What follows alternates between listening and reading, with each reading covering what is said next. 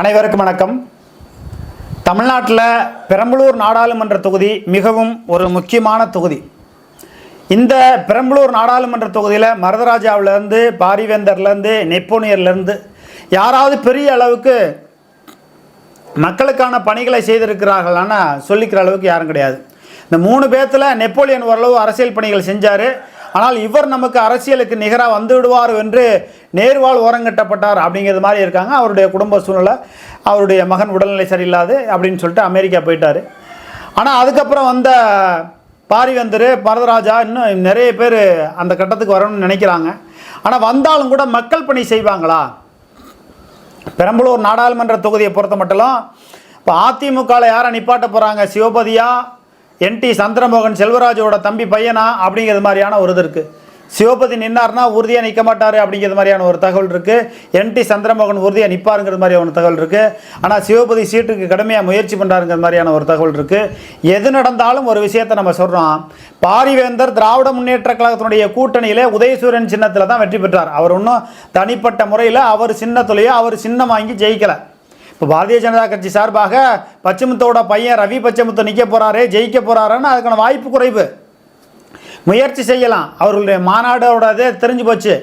அவரை போய் ஒரு செய்தி நம்ம போகிறோம்னா அவரை சென்றடைகிற அளவுக்கு அங்கே இல்லை. அவர் பக்கத்தில் ஒரு வளையம் அப்படியே பெரிய இது மாதிரி அவரை பார்க்க விட மாட்டாங்க. அது மாதிரி பத்திரிகையாளரும் அவரை நெருங்கி பார்க்க முடியாது. லோக்கலில் இருக்க பத்திரிகையாளர் பார்க்க முடியாது. அதாவது தமிழ்நாடு முழுவதுமாக சென்னையிலேருந்து பத்திரிகை போடுறவங்க வேறு, லோக்கல் பத்திரிகையாளர்கள், அருகில் இருக்க பத்திரிகையாளர்கள் தான் மிக முக்கியம் அப்படிங்கிறத எந்த அரசியல்வாதியும் உணர்ந்தவர்கள் அருகில் இருக்கக்கூடிய அந்த மாவட்டத்தில் இருக்கக்கூடிய பத்திரிகையாளர்கள்ட்ட சில தகவலை சொல்லி அனுசரித்து அரசியல் பண்ணுவாங்க. அனுசரிச்சுங்கிறத தாண்டி அந்தந்த மாவட்டத்தில் இருக்க பத்திரிகையாளர்கள் சொல்கிறது தான் பெரிய அளவுக்கு அந்த பகுதி மக்கள்கிட்ட எடுபடும். இதனை புரிந்து கொள்ளாமல் பச்சைமுத்து அரசியல் செய்து கொண்டு இருக்கிறார். அவர் என்ன மக்கள் பணி செஞ்சார் அப்படிங்கிறத ஒரு வீடியோ கூட பெரம்பலூர் நாடாளுமன்ற தொகுதியில் அவர் என்ன பணி செஞ்சாருங்கிறத எந்த ஒரு மீடியாவிலையும் இதுவரையிலையும் வெளியிடலை. இந்த எம்பியை நம்ம போய் இதுவரையிலையும் பார்க்கணுன்னு முயற்சி பண்ணாலும் எப்போ வருவார், எப்போ இருப்பார், அலுவலகத்துக்கு வர்றாரா அப்படின்னா தெரியாது. அதுக்குத்தான் பெரும் பணக்காரர்களை, பெரும் ஜுவான்தார்களை நீங்கள் எம்பியா எம்எல்ஏ ஆக்கினீங்கன்னா அப்படி தான். இப்போ பெருஞ்சுவான்தார்களாக இருந்தாலும் பெரம்பலூர் மாவட்டத்திலிருந்து மண்ணச்சநல்லூர் சட்டமன்ற தொகுதியில், திருச்சி மாவட்டத்தில் மண்ணச்சநல்லூர் சட்டமன்ற தொகுதியில் வெற்றி பெற்ற கதிரவன் மக்கள் பணி செய்கிறாரு, மாற்று கருத்து இல்லை. அவருக்கு தெரியாமல் கீழே திராவிட முன்னேற்ற கழகத்தை சார்ந்தவங்க தார் ரோடு போடுறது, சிமெண்ட் ரோடு போடுறது, பணிகளில் தரமற்ற பணிகள் செய்கிறது அப்படின்னு ஊழல் முறைகேடுகள்ங்கிறது அதிக அளவுக்கு பண்ணிக்கிட்டு இருக்காங்க. அது அவருடைய கவனத்துக்கு போகணும்னு நம்ம செய்தி போட்டோம். நம்மளை அவங்களாம் ஒரு ஆள் கிடையாதுங்க, அந்த செய்தியெல்லாம் பெரிய அளவுக்கு ரீச் ஆகாது அப்படின்னு சொல்லி மட்டம் தட்டி நம்மளை பேசுகிறாங்களே தவிர, என்னையை மட்டம் தட்டி பேசுகிறாருங்கிறதுனால நம்ம ஒன்றும் சொல்ல போகிறதில்ல. திட்ட திண்டுக்கல், வைரக்கல். இதுதான் சமூக பணியில் சமூக ஆர்வலராகவும் பத்திரிகையாளராகவும் சமூக ஊடகங்களில் வரக்கூடியவர்கள் இப்படித்தான் நினச்சிக்கிட்டு களப்பணிகளை செய்யணும். இது பெரம்பலூர் நாடாளுமன்ற தொகுதியை பொறுத்தப்பட்டும் இப்படியான ஒரு சூழ்நிலை இருக்கிறது. பெரம்பலூர் மாவட்டத்துக்குள்ளேருந்து மண்ணச்சநல்லூர் சட்டமன்ற தொகுதிக்குள்ளே வெற்றி பெற்ற கதிரவன் திராவிட முன்னேற்ற கழகத்தினுடைய முழு ஆதரவில் வெற்றி பெறலை. ஐயா, நீங்கள் எதிர்ப்பாக வேலை பார்க்காம மட்டும் இருங்க, இந்தா உனக்கு ஒரு தொகை, நீ நகரமா ஒன்றியமா எனக்கு எதிர்ப்பாக மட்டும் வேலை பார்க்காத, மற்றபடி நான் திமுகவில் உள்ளவங்கள்ட்ட வேலை வாங்கிக்கிறேன். நான் திமுகவில் உள்ளவங்களுக்கு 10 லட்சம் 20 லட்சம் பணம் கொடுத்து வேலை கொடுத்து வாங்கி ஓட்டுக்கு 2000 ரூபான்னு பணம் கொடுத்து ஜெயிச்சிட்டாங்க. ஓட்டுக்கு 2000 ரூபா அவங்க கொடுத்துருக்க வேண்டிய அவசியமே கிடையாது. பணம் மிச்சம் பண்ணியிருக்கலாம். 500 ரூபா கொடுத்துருந்தாலும் கதிரவன் வெற்றி பெற்றிருப்பார். காரணம் என்னென்னா, முன்னாடி இந்த பூனாட்சியும் பரமேஸ்வரியும் இங்கே சரியான மக்கள் பணி செய்யலை. பூனாட்சியாவது தாலுகா அலுவலகத்துக்கு பின்னாடி ஒரு ஆஃபீஸ் போட்டு விளைஞ்சார். ஆனால் பரமேஸ்வரி சட்டமன்ற தொகுதிக்குள்ளே ஒரு அலுவலகம்னு ஒன்று கிடையாது. வீட்டுக்கு போனாலும் டீ காப்பி கூட முழுங்க கொடுக்குறது.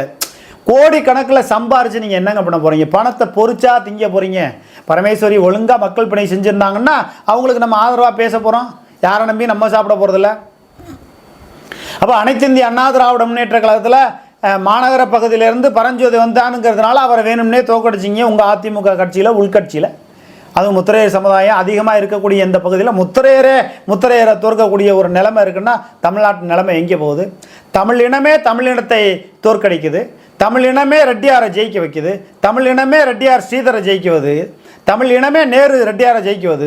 தமிழ் இனமே வருவாய்த்துறை அமைச்சராக இருக்கக்கூடிய KKSSR ராமச்சந்திரனை அவர் ஒரு தெலுங்கர்னு தெரிஞ்சும் ஜெயிக்க வைக்குது. தமிழ் இனமே ஏவா வேலுவை ஜெயிக்க வைக்குது. அவர் ஒரு தெலுங்குன்னு தெரிஞ்சு. ஆக இங்கே மொழி மதம் பிரிவினவாதங்கிறது அப்பாற்பட்ட விஷயம். ஆனால் சொந்த சாதியில் இருக்கக்கூடியவர்களே மண்ணச்சநல்லூர் சட்டமன்ற தொகுதியில் அனைத்து இந்திய அண்ணா திராவிட முன்னேற்ற கழகத்தை சார்ந்தவர்கள் தோற்கடிக்கிறார்கள் சொன்னால் என்ன காரணம்? பரமேஸ்வரி நின்றிருந்தாலும் நிச்சயமாக தோற்கடிச்சிருப்பாங்க, மாற்று கருத்தில் மக்கள் பணி செய்யலை. ஆனால் பரஞ்சோதி என்ன பண்ணார்? அவரை ஜெயிக்க வச்சிருக்கலாமே. பரஞ்சோதி கையை விட்டு காசு கொஞ்சம் செலவு பண்ணியிருக்கணும். இல்லை அவர் கதிரவன்ட்ட பணம் வேண்டார், திமுக பணம் வேண்டார், அவர் முறையாக செலவு பண்ணலை. 2 விதமான கருத்துக்களை சொல்கிறாங்க. அந்த கருத்துக்களை நம்ம பரஞ்சோதி அலுவலகத்துக்கு போய் சொல்கிறதுக்கு போகும்போது தான் நம்மளை அங்கே அனுமதிக்கவே இல்லை. அப்புறமா தான் சொல்கிறாங்க, ஐயோ அந்த தம்பி ஏதோ சொல்ல வந்துச்சு. அதாவது பட்டாதான் புத்தி வரும்பாங்க. அனைத்து இந்திய அண்ணா திராவிட முன்னேற்ற கழகத்தை பொறுத்தவரையிலையும் இந்த மண்ணச்சநல்லூர் சட்டமன்ற தொகுதியை கைவிட்டது ரொம்ப பெரிய துரோக செயல். அது அதிமுக அம்மையார் ஜெயலலிதா அவர்களுக்கு செய்த துரோக செயல். யாரையா இருந்தாலும் வெற்றி பெற வச்சிருக்கணுமே. அப்போ சம்பாதிக்க முடியாதவங்க, எடப்பாடி பழனிசாமி ஆட்சி அதிகாரத்தில் இருக்கும்போது சம்பாதிக்க முடியாதவங்கலாம் கதிரவன்ட்ட விலை போயிட்டாங்க. இப்படி தான் நடந்துச்சு. இப்போ இந்த பெரம்பலூர் நாடாளுமன்ற தொகுதியில் வர்ற நாடாளுமன்ற தொகுதியில் என்ன நடக்க போகுது? அதிமுக ஜெயிக்கிறதுக்கான வாய்ப்பு இருக்கா? வாய்ப்பு இருக்குது. யார் நின்னா ஜெயிக்கலாம்? சிவபதி நின்னா ஜெயிக்கலாமா? சந்திரமோகன் நின்னா ஜெயிக்கலாமா? இதில் யார் நின்னா ஜெயிக்கலாம்? சந்திரமோகன் நின்னா கண்டிப்பாக வீம்புக்கு கௌரவத்துக்கு நம்ம நேர எதிர்த்து அரசியல் பண்ணக்கூடியங்கிற பக்குவத்தில் அவர் இருக்கார். அவருக்கு சீட்டு கிடைக்குதா? அது அவருடைய முயற்சி பொறுத்து இருக்குது. சிவபதியும் முயற்சி பண்ணுறாரு. ஆனால் சிவபதி நேரம் எதிர்த்து கடைசி வரையும் நிற்பாரா? அருண் நேரம் நின்னா கடைசி வரையும் எதிர்த்து நிற்பாரா? அதுக்கான வாய்ப்பு குறைவு. அந்த இடத்துல அருண் நேரம் ஜெயிப்பார். ஒருவேளை என்டி சந்திரமோகன் அவர்களுக்கு வாய்ப்பு கிடைக்கும் பட்சத்தில் அவர் நின்னார்னா கண்டிப்பாக நேருக்கு தூக்கமே இருக்காது. அந்த அளவுக்கு கடுமையாக இந்த தொகுதி மட்டுமே தான் அவர் கவனம் செலுத்தணும். திருச்சி நாடாளுமன்ற தொகுதிக்குள்ளே கவனம் செலுத்த முடியாது. திருச்சி நாடாளுமன்ற தொகுதியில் திராவிட முன்னேற்ற கழகம் வெற்றி பெறுவது என்பது அவ்வளோ சாத்தியம் இல்லை, முடியாது. அதற்கான வாய்ப்புகள் ரொம்ப குறைவு. மறுமலர்ச்சி திராவிட முன்னேற்ற கழகத்தினுடைய மகன் துரை வைக்க களத்தில் இறங்க போகிறாரு. அவர் கொடுக்குற காசெல்லாம் திராவிட முன்னேற்ற கழகத்தை சார்ந்தவங்க வாங்கி சுவாகா பண்ணிட்டு போயிடுவாங்க.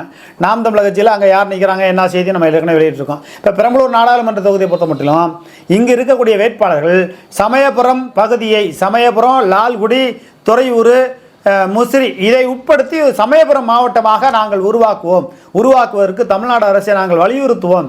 இந்திய அரசுக்கு மத்திய அரசு நாங்கள் வலியுறுத்துவோங்கிற ஒரு கோரிக்கை, மக்கள் கோரிக்கைகளை நாடாளுமன்ற வேட்பாளர் யாராக இருந்தாலும் அவங்க பேசணும்.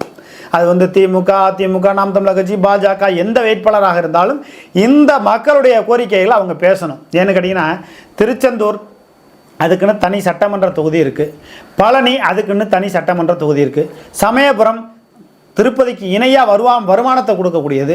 இந்த சமயபுரம் மாரியம்மன் கோயிலுக்கு கிடைக்கக்கூடிய வருமானத்தை தை மாதத்துக்கு அப்புறம் மாசியிலேருந்து பங்குனி, சித்திரை, வைகாசி, ஆடி, ஆவணின்னு சொல்லி 15 நாளைக்கு ஒரு முறை 2 கோடி ரூபாயிலேருந்து 3 கோடி ரூபா, ஒரு மாதத்துக்கு 7 கோடி ரூபா வருமானம், 5லேருந்து 6 கோடி ரூபா வருமானம். இந்த வருமானத்தை வக்ஃப் போர்டுக்கு நாங்கள் வட்டிக்கு விடுறோம் இப்போ அப்படிங்கிற மாதிரி சொல்கிறாங்க. இந்த பணம் எங்கே போகுது? சேகர் பாபுக்கு போகுதா? சேகர் பாபு இந்துவா கிறிஸ்டினா? ஒரு இந்துவுக்கு தானே இந்து அறநிலையத்துறை கொடுக்கணும். அவருக்கு வியாபார ரீதியானே பார்ப்பார். எங்கள் சாமி எங்களை காப்பாற்றும், இந்து அறநிலையத்துறைக்கு நான் எவ்வளோ துரோகம் பண்ணாலும் எங்கள் கிறிஸ்டின் எங்களை காப்பாற்றுங்கிற தோரணை இல்லை. அவர் இந்து அறநிலையத்துறையில் லாபமாக தான் பார்க்குறாரு ஒழிய அதை பக்தி அவர் பார்க்க மாட்டார். இதனை இந்த திருச்சி பகுதியில் இருக்கக்கூடிய புறநார் அந்த பகுதியில் இருக்கக்கூடிய அஞ்சானஞ்சன் மாவட்ட செயலாளர் எந்த இடத்துல மாவட்ட தலைவர் பேசியிருக்காரா? இதை கண்டித்து ஏதாவது தொடர் போராட்டம் நடத்தியிருக்காரா? அவர் ரெட்டிக்காரரு, நேர எதிர்த்து அரசியல் பண்ணவே மாட்டார், கதிரவனை எதிர்த்து அரசியல் பண்ண மாட்டார்.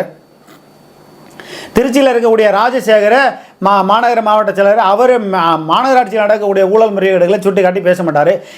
நேரு துறையில் ஊழல் நடக்குதுன்னு சொல்லவே மாட்டார். அப்போ இப்படிப்பட்டவர்களெல்லாம் வச்சுக்கிட்டு பாஜக பச்சைமுத்து, ரவி பச்சைமுத்து, நாங்கள் பெரம்பலூர் நாடாளுமன்ற தொகுதியில் வெற்றியை பிடிப்போம், வெற்றி பெறுவோம்னா குச்சியை கூட பிடிக்க முடியாது. நாங்கள் உண்மையை தான் சொல்கிறேன். பொய்யா மறைச்சு திருச்சி பேசணுங்கிற அவசியம் கிடையாது. உண்மையை போட்டு உடைப்போம். எவருக்கும் அஞ்சனுங்கிற அவசியம் தரங்கராஜ் பாலண்டாருக்கு கிடையாது. ஒரு விஷயம் சொல்கிறோம், இந்த பெரம்பலூர் நாடாளுமன்ற தொகுதியில் நான் சொல்கிற கோரிக்கைங்கிறது நான் ஒருத்தர் கிடையாதுங்க. பெரும்பாலான சமயபுரம், துறையூர், லால்குடி இங்கே வரக்கூடிய பெரும்பாலான பக்தர்கள்ட்ட நம்ம கேட்ட கேள்வியில் அவங்க சொன்ன பதில் இதுதான். சமயபுரத்தை சட்டமன்ற தொகுதியாக கொண்டு வரணும், சமயபுரத்தை மாவட்டமாக கொண்டு வரணும், லால்குடி, துறையூர், முசிறி, குளித்தலை இதையெல்லாம் வச்சு ஒரு மாவட்டமாக கொண்டு வருவதற்கு முயற்சி செய்வேன் அப்படிங்கன்னா. அதே போல் திருப்பதிக்கு இணையாக வருமானத்தை கொடுக்கக்கூடிய இந்த சமயபுரம் பகுதியில் தொடர் வண்டி வரணும். லால்குடியிலேருந்து அப்படியே இந்த பக்கம் சமயபுரம் வழியாக தொடர் வண்டி பயணத்தை ஏற்படுத்தி இங்கே ட்ரெயின்லாம் வர்றது மாதிரி பண்ணணும். அதுக்கு நாடாளுமன்ற உறுப்பினராக நான் வெற்றி பெற்றால் தொடர் வண்டி பயணத்தை மேற்கொள்வேன். அதாவது நீங்கள் ட்ரெயினில் சென்னையிலேருந்து சமயபுரத்தில் இறங்கி நீங்கள் சாமி கும்பிட்டு மறுபடியும் இன்னொரு ட்ரெயினை பிடிச்சி திருவரங்கத்துக்கு போயிட்டு அப்படியே நேராக திருப்பதிக்கு போகலாம். அப்போ சமயபுரத்துக்கு தொடர்வண்டி பயணம், ட்ரெயின் வந்து போகிறது மாதிரியான ஒரு பயண வழியை, தொடர்வண்டி பயண பாதையை அவங்க வந்து ஏற்படுத்தணும் அப்படிங்கிற ஒரு கோரிக்கை, மக்கள் கோரிக்கைகள் எல்லாம் இந்த பெரம்பலூர் நாடாளுமன்ற தொகுதியில் இருக்கக்கூடிய வேட்பாளர்கள் அதிமுகவில் சந்திரமோகனாக இருக்கட்டும், செல்வராஜ் தம்பி பையன் சந்திரமோகனாக இருக்கட்டும், சிவபதியாக இருக்கட்டும், அருண் நேருவாக இருக்கட்டும், நாம் தமிழர் கட்சியில் இருக்க தேன்மொழியாக இருக்கட்டும், பாஜக கூட்டணியில் இருக்கக்கூடிய ரவி பச்சமுத்தா இருக்கட்டும், இந்த கோரிக்கைகளை, மக்களுடைய கோரிக்கைகளை நீங்கள் முன்வைத்து பேசுங்க. சமயபுரம் மாரியம்மன் கோயிலில் ஊழல் முறைகேடு நடப்பதை கண்டுபிடித்து வெட்ட வெளிச்சத்திற்கு கொண்டு வருவோம் அப்படிங்கிற ஒரு விஷயத்தை சொல்லுங்க.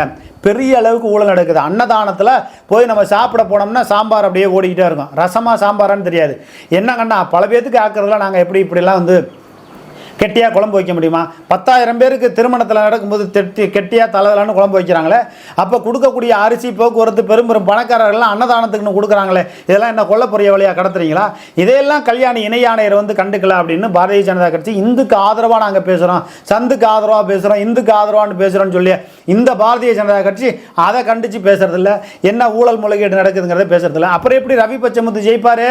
ரவி பச்சமுத்து ஒரு ஒயிட் காலர் மாதிரி. அவர் கீழ்மட்ட மக்களை வந்து யாரும் இது பண்ண மாட்டாங்க. எப்படி திருச்சி நாடாளுமன்ற தொகுதியில் சார்பாலாவுக்கு சீட்டு கிடைச்சாலும் அவர் மேல்மட்டத்தில் இருக்கக்கூடியவங்க தான் பார்க்க முடியும், கீழ்மட்டத்தில் இருக்கக்கூடிய மக்கள் போய் பார்க்க முடியாது, அவங்க ராஜவம்சத்தை சேர்ந்தவங்க அப்படின்னு ஒதுக்குறாங்களோ அதே போல் பெரம்பலூர் நாடாளுமன்ற தொகுதியில் ரவி பச்சமுத்துக்கு சீட்டு கிடைச்சாலும் அதுதான். இப்போ நம்ம செய்தி போடுறோம், நம்ம செய்தியை கொண்டு போய் அங்கே சேர்க்க மாட்டாங்க. இன்னாரும் செய்தி போட்டாங்க, உங்களுக்கு ஆதரவாகவோ எதிர்ப்பாவோ செய்தி போட்டாங்கன்னு சொல்ல மாட்டாங்க. அவங்களுக்கு என்ன கிடைக்கிது? இப்போ கீழே இருக்கிற அந்த வளையத்துக்கு என்ன கிடைக்க போகுது? அதுபோல தான் கதிரவன்ட்டு இருக்கக்கூடிய சட்டமன்ற உறுப்பினர்களும் சில வளையங்கள் வந்து நம்மளை நெருங்க விடாமல், சட்டமன்ற உறுப்பினர் நம்பர் கேட்டால் கூட நம்பர் இல்லைங்க. சட்டமன்ற உறுப்பினர்கிட்ட இந்த தொகுதியில் இருக்கக்கூடிய நான் ஃபோன் பண்ணி பேசக்கூடாதா? அப்போ அவர் என்னதான் மக்கள் பணி செஞ்சாலும் இதெல்லாம் அவருக்கு வந்து மைனஸ் பாயிண்ட். வருகிற அடுத்த சட்டமன்ற தேர்தலில் அது ஒரு பெரிய மைனஸ் பாயிண்டாக இருக்கும். அதை அவர் மாற்றிக்கணும். பெரம்பலூர் நாடாளுமன்ற தொகுதியை பொறுத்தமட்டில் யார் போட்டியிட்டாலும் அது அதிமுக சார்பாக சந்திரமோகனாக இருக்கட்டும், சிவபதியாக இருக்கட்டும், ராமசாமியாக இருக்கட்டும், சுப்பிரமணியாக இருக்கட்டும், சமயபுரத்துக்கு தொடர்வண்டி பாதை அமைக்கணும். சமயபுரத்தை மாவட்டமாக அறிவிப்பதற்கு நான் முயற்சி செய்வேன். மத்திய மாநில அரசுக்கு அழுத்தம் கொடுப்பேன். திருப்பதிக்கு இணையாக வருமானம் வரக்கூடிய இந்த சமயபுரத்தை மாவட்டமாக நான் கொண்டு வரக்கு முயற்சி செய்வேன் அப்படிங்கிற கோரிக்கைகளாம் மக்கள் கோரிக்கைகளை முன்வைக்கணும். இதை திராவிட முன்னேற்ற கழகத்தை சேர்ந்த அருண் நேரு போட்டிட்டால் அவரும் அந்த விஷயத்தை சொல்லணும். திராவிட முன்னேற்ற கழகம் இந்து கோயிலுக்கு ஆதரவாக இருக்காது. ஆனால் இந்து கோயிலேருந்து கிடைக்கக்கூடிய வருமானத்தை வக்ஃப் போர்டுக்கு நீங்கள் வந்து வட்டிக்கு விடுறதும், அதை வந்து பழைய தங்கத்தை மாற்றி புது தங்கத்தை போட்டு அதில் கொள்ளையடிக்கிறதும், இது போன்ற சம்பவங்களை தான் திராவிட முன்னேற்ற கழகம் செய்யுமே தவிர மற்றபடி திராவிட முன்னேற்ற கழகம் பொதுநலன் கருதி இந்து கோயில்களுக்கு இப்படியெல்லாம் இருக்குது, அதனுடைய அநியாயங்களை தட்டி கேட்டு அதன் சார்ந்த பக்தர்களுக்கு நன்மை செய்யணும் அப்படிங்கிற விஷயத்தை திராவிட முன்னேற்ற கழகம் ஒரு காலமும் செய்ய மாட்டாங்க. அதே நேரத்தில் இந்த பெரம்பலூர் நாடாளுமன்ற தொகுதியை பொறுத்த மட்டிலும் மக்கள் வந்து மிகவும் கொந்தளிப்பில் இருக்காங்க.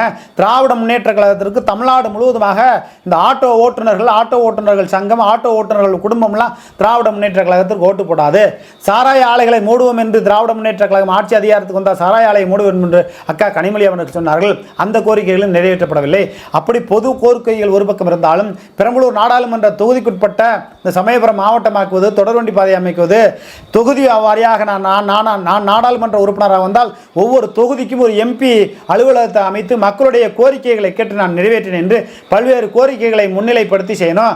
இந்த பெரம்பலூர் நாடாளுமன்ற தொகுதியில் மண்ணச்சநல்லூர் சட்டமன்ற தொகுதியில் ஒரு தொழிற்சாலை அமைப்பதற்கு உண்டான வழிவகைகளை செய்து பல லட்சம் ஏழை எளிய மக்களுக்கு வேலைவாய்ப்பினை கொடுப்பதற்கு முயற்சி செய்வேன் என்று பல்வேறு கோரிக்கைகளை முன்வைத்து இவர்கள் வந்து தேர்தல் பரப்புரைகளை செய்தால் யாராக இருந்தாலும் வெற்றி பெறலாம். யார் வெற்றி பெறுவார்கள், மேலும் யார் போட்டியிடப் போகிறார்கள் என்று பல்வேறு செய்திகளை காண காத்திருங்கள். இந்த நமது லகரம் என்ற சேனலை சப்ஸ்கிரைப் செய்து பெல் பட்டனை அழைத்து பெல் பட்டனை அழைத்து வழக்கம் போல ஆதரவு கொடுங்கள். நன்றி, வணக்கம்.